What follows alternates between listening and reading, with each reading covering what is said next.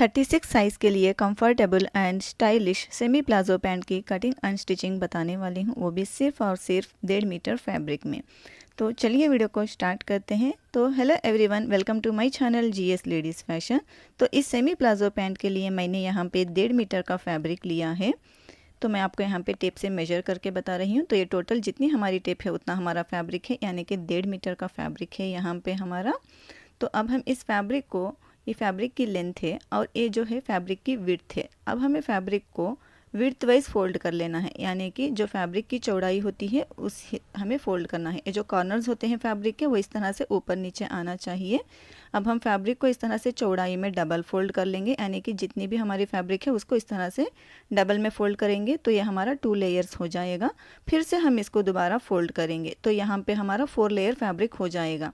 ये देखिए नीचे से 2 लेयर्स हैं और ये ऊपर हमारा डबल है, फोल्डेड है, तो ये टोटल हमारा 4 लेयर्स है। अब फैब्रिक की लेंथ यहाँ पे हम चेक करेंगे तो ये 42.5 इंच है। तो इसका जो विड्थ है 42.5 इंच विड्थ का फैब्रिक है। तो इसकी जो टोटल लेंथ हम यहाँ पे 42.5 इंच है। अब हम यहाँ पे ऊपर से 2 इंच पे मार्क करेंगे। इस तरह से हमें पूरे फैब्रिक में 2 इंच पे मार्क कर लेना है। ये हमें इसलिए मार्क करना है, यानी इस इलास्टिक फोल्डिंग के लिए हम इसको मार्क कर लेना है। अब हम यहाँ पे हिप राउंड का निशान लगाएंगे। जो भी आपका हिप राउंड होता है उसको आप 4 से डिवाइड कर लेना है और उसमें लूजिंग 3 से 4 इंच ऐड कर लेनी है। यहाँ पे हिप राउंड है 36 इंच, उसका 4th पार्ट होता है 9 इंच। तो हम यहाँ पे 9 इंच पे मार्क लगा लेंगे।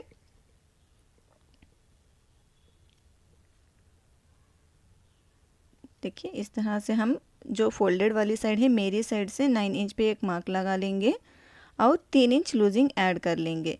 तो टोटल यहाँ पे हो जाएगा 12 इंच।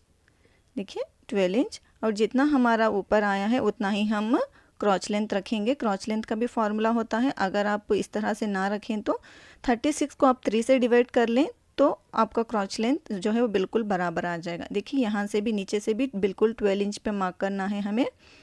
तो ये हमारा 12 इंच का एक बॉक्स बन जाएगा। अब हम आगे की साइड आसन की गोलाई देने के लिए 2 इंच ऐड करेंगे यहाँ पे। अब यहाँ पे एक सीधी लाइन ड्रॉ करेंगे और जो 2 इंच हमने आसन के लिए बढ़ाया है वहाँ पे हम इस तरह से हल्की सी गोलाई दे देंगे।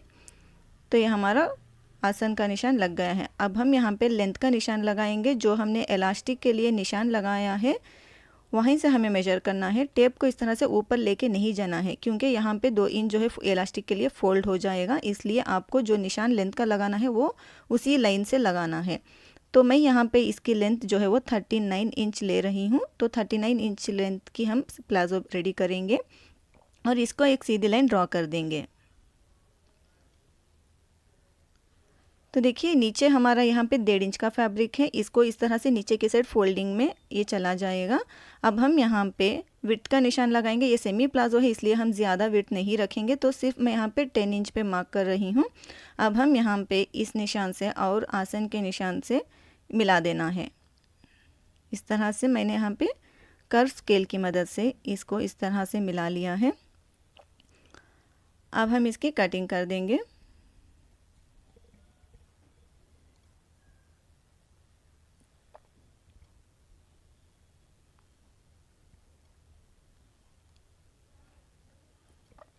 ये देखिए मैंने कटिंग कर दी है। अब इसको साइड में रखेंगे। अब हम इस पीस को ओपन कर लेंगे।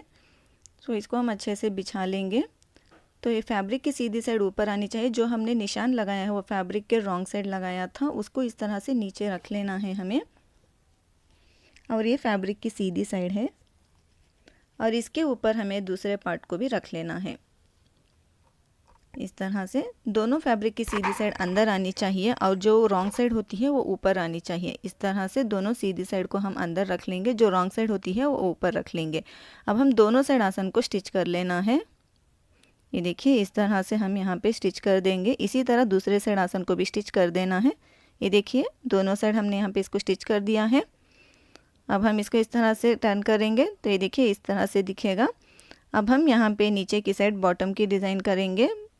अब हम यहाँ पे इसको इस तरह से ओपन कर लेंगे और यहाँ पे 1 इंच चौड़ी बेल्ट रोल मैंने ली है। जितना हमारा बॉटम का विड्थ है उतना हमें इसको कट कर के ले लेना है। अब फैब्रिक के रॉन्ग साइड यानी कि उल्टी साइड इसको रख के इस तरह से पहले 1/2 इंच फोल्ड करके स्टिच लगाना है, फिर से इसको इस तरह से फोल्ड करके स्टिच कर लेना है। मैं आपको इस यहाँ पे मशीन पे बताती हूँ। ये जो देखिए लाइन हमने नीचे 1.5 इंच के मार्क की थी वही लाइन है ये। पहले मैं इसको इसके ऊपर 1/2 इंच फैब्रिक को रख के फोल्ड कर रही हूँ। इस तरह से एक सिलाई लगा देनी है। सिलाई लगाने के बाद फिर से हमें इसको यहाँ पे इस तरह से फोल्ड करना है। देखिए इस तरह से जो लाइन हमने ड्रॉ की है वो बिल्कुल बराबर यहाँ पे इस तरह से आ जाएगी। जो 1.5 इंच हमने नीचे के साइड एक्स्ट्रा था वो फोल्डिंग में बराबर हो गया है। इसी तरह हमें दूसरे साइड भी कर लेना है। अब हम इसकी डिज़ाइनिंग के लिए ये जॉइंट लेस हमने यहाँ पे ली है। इस लेस को जितना हमारा बॉटम का विड्थ है उतना हमें ले लेना है और इस जॉइंट लेस के दोनों साइड एक स्टिच लगा देनी है। ये देखिए एक साइड मैंने सिलाई लगा दी है और लेस के दूसरी साइड भी हम इसकी सिलाई लगा देंगे।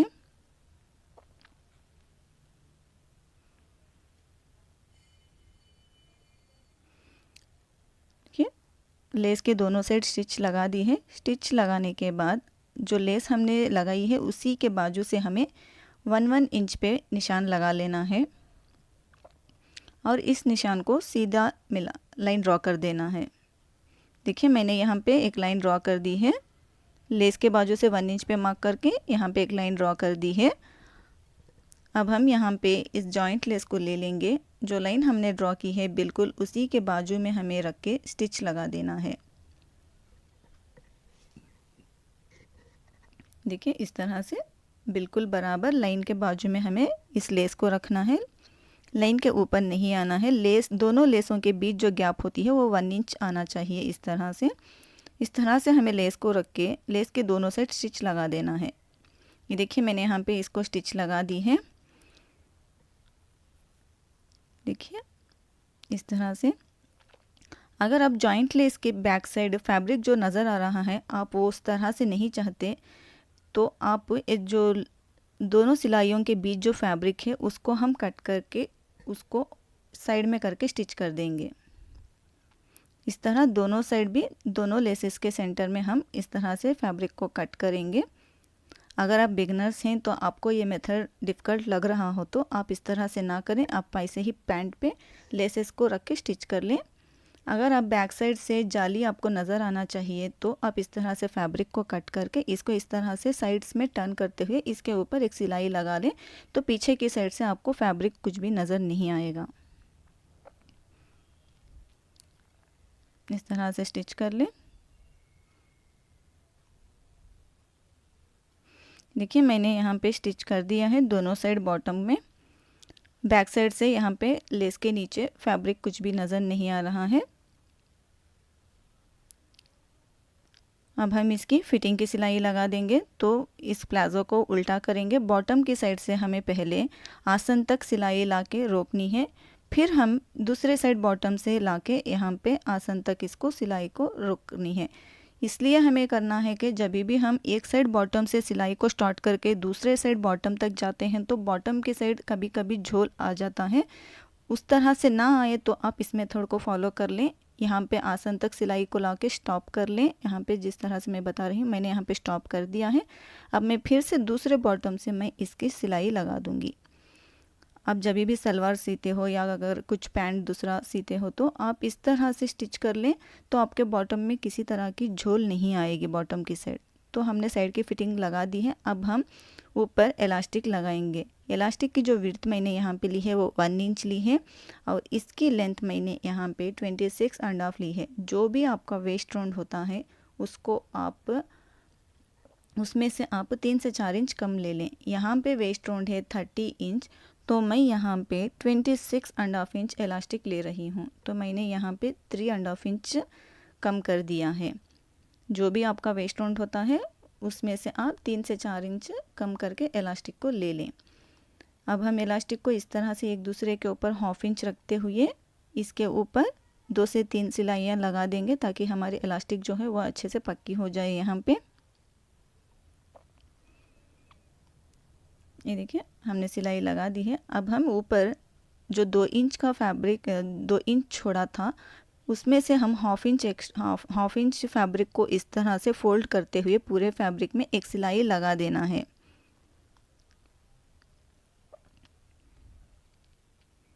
देखिए हमने लगा दी है, हाफ इंच फोल्ड कर लिया है। अब हम इलास्टिक को लेंगे, जो लाइन हमने ड्रॉ की थी 2 इंच की इलास्टिक के लिए, अब बिल्कुल उसी लाइन के बराबर हम इस इलास्टिक को रखेंगे। ये देखिए आपको लाइन नज़र आती होगी, यहाँ पे इस तरह से हम रखेंगे और इसको इस तरह से टर्न कर लेंगे। जो एक्स्ट्रा हमने 2 इंच का लिया था वो यहाँ पे फोल्डिंग में बिल्कुल बराबर आ जाएगा। अब हम इसी तरह से इलास्टिक के ऊपर फैब्रिक को फोल्ड करते हुए पूरे राउंड में हमें इसकी सिलाई लगा देनी है।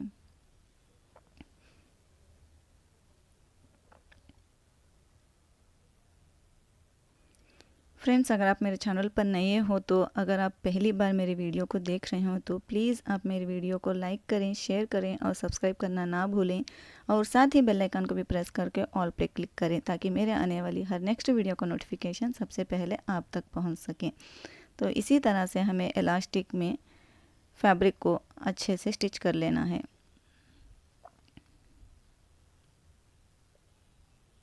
तो देखिए यहाँ पे इस तरह से हम पीछे की साइड फैब्रिक को खींचेंगे, इलास्टिक को निकाल लेंगे, इस तरह से आराम से खींच लेंगे। इस तरह से खींचते हुए जो भी फैब्रिक है उसको इस तरह से स्टिच कर देंगे।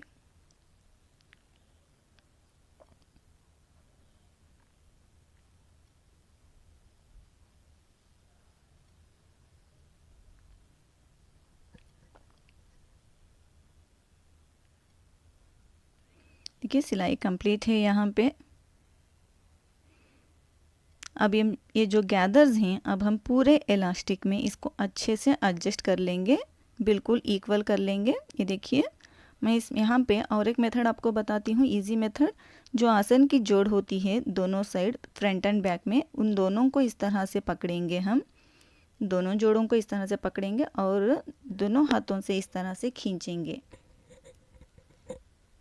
इस तरह से खींचेंगे। फिर हम दोनों आसन की जोड़ को सेंटर में करेंगे, देखिए इस तरह से। फिर से दोबारा इस तरह से अपने फिंगर से इस तरह से खींचेंगे। इस तरह से करने से आपके इलास्टिक में जो पूरे गैदर्स होते हैं बिल्कुल इक्वली आ जाएंगे। देखिए कितने अच्छे से यहाँ पे गैदर्स जो हैं वो इक्वली इलास्टिक में अच्छे से एडजस्ट हो गए हैं। इस तरह से जब भी आप इलास्टिक लगाते हो तो आप इस तरह से कर लें, इससे आपका फिनिशिंग जो है वो अच्छे से आएगा। अब हम इलास्टिक के ऊपर एक सिलाई लगाएंगे। अब हम यहाँ पे नीडल को अंदर रखेंगे, इस तरह से नीडल को अंदर कर लेना है।